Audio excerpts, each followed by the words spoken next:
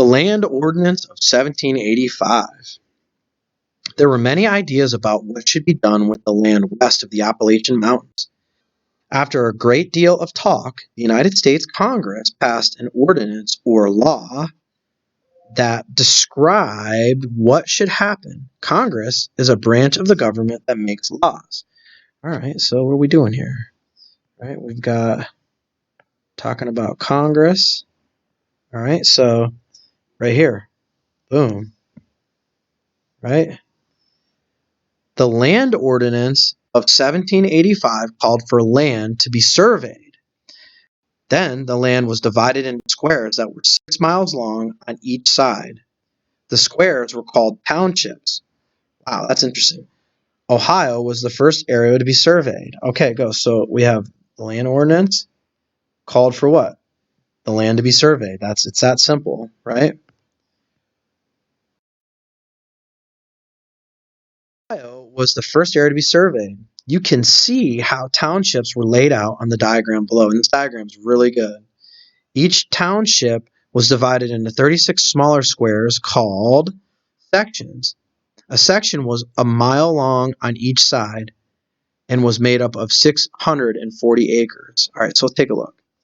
This whole thing right here is a township, 6 miles by 6 miles. All right, and within the township, there were 36, what did I say, sections, and these were a mile long or 640 acres right here. So these are all the sections within the township, right? And so notice that each section, again, 640 acres, but they carved out a section for schools, one section for school, right? All right, so there you have it. So that's an interesting little diagram that helps you navigate how they divided it up. All right, so an acre is 43,560 square feet of land, a little smaller than a football field.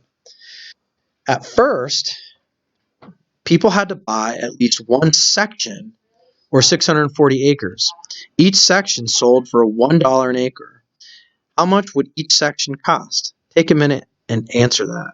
It's a little math problem. So I'll do it again. It says each section was 640 acres, right? Each section sold for $1 an acre. How much would each section cost? It's pretty easy.